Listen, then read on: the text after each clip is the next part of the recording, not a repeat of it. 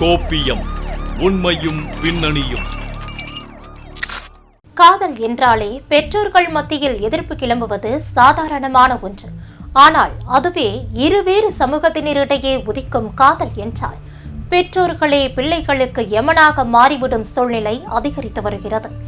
இதனை உணர்த்தும் விதமாக கடந்த வாரத்தில் நெல்லை மற்றும் தூத்துக்குடியில் 2 இளம்பெண்கள் கொலை செய்யப்பட்டதோடு திருப்பத்தூரை அடுத்த ஏலகிரியில் மாற்று சமூக இளைஞரை காதலித்து திருமணம் செய்து கொண்ட தங்கையின் மகளை தாய்மாமனே துப்பாக்கியால் சுட முயன்ற அதிர வைக்கும் சம்பவங்களை பற்றி இப்போது பார்ப்போம்.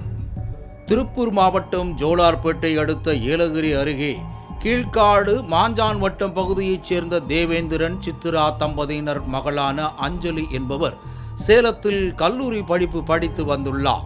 இந்த நிலையில் அதே கல்லூரியில் படித்து வந்த தருமபுரி மாவட்டம் பாப்பிரெட்டிப்பட்டி பகுதியைச் சேர்ந்த கேசவனுக்கும் அஞ்சலிக்கும் இடையே நட்பு ஏற்பட்டு பின்னர் காதலாக மாறி உள்ளது. இந்நிலையில் இவர்கள் இருவரும் வெவ்வேறு சமூகத்தை சேர்ந்தவர்கள் என்பதால் இவர்களின் காதல் குறித்து அறிந்த இரு வீட்டாரும் கடும் எதிர்ப்பு தெரிவித்து வந்து உள்ளனர். இதனால் இரு வீட்டாரும் சம்மதம் தெரிவிக்க மாட்டார்கள் என்று அறிந்த இருவரும் ஒரு கட்டத்தில் பொறுமை இழந்து பெற்றோர்களின் சம்மதத்தை எதிர்பார்க்காமல் கடந்த 1 வருடத்திற்கு முன்பு வீட்டை விட்டு வெளியேறி காதல் திருமணம் செய்து கொண்டு வாழ்ந்து வந்துள்ளனர். இந்த நிலையில் அவர்களுக்கு பெண் குழந்தை பிறந்திருக்கிறது.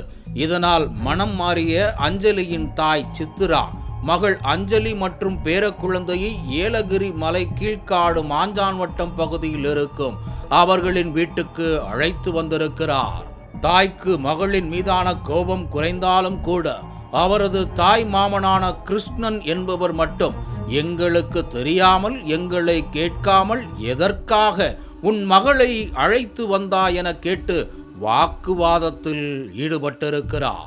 அது மட்டுமின்றி அஞ்சலியை கிருஷ்ணன் அடிக்க சென்ற நிலையில் இருவருக்கும் இடையே கைகலப்பு ஏற்பட்டு உள்ளது. அதனைத் தொடர்ந்து வீட்டில் வைத்திருந்த நாட்டு துப்பாக்கியை எடுத்து வந்த கிருஷ்ணன் அஞ்சலியை துப்பாக்கியால் சுட முயற்சித்ததாக கூறப்படுகிறது. இதனை அங்கிருந்தவர்கள் தடுத்து உள்ளனர். பின்னர் இந்த விவகாரம் ஏலகிரி மலை போலீசாருக்கு தெரிய வந்ததை அடுத்து சம்பவ இடத்திற்கு போலீசார் விரைந்தனர். அப்போது போலீசார் வருவதை அறிந்த கிருஷ்ணன் துப்பாக்கியை உடைத்து காட்டில் வீசியிருக்கிறார். அதன் பிறகு விரைந்து வந்த ஏலகிரி மலை காவல் நிலைய காவல் ஆய்வாளர் பாரதி கிருஷ்ணனை காவல் நிலையம் அழைத்து சென்று அவர் மீது வழக்கு பதிவு செய்து விசாரணை மேற்கொண்டு நாட்டு துப்பாக்கியை உடைத்து போடப்பட்ட இடத்திற்கு சென்று உடைந்த நிலையில் கிடந்த துப்பாக்கியை கைப்பற்றி காவல் நிலையம் எடுத்து வந்தனர்.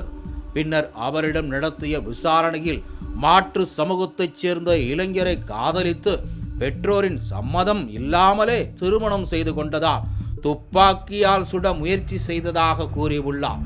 பின்னர் அவர் மீது வழக்கு பதிவு செய்த போலீசார் மேலும் விசாரணை நடத்தி வருகின்றனர்.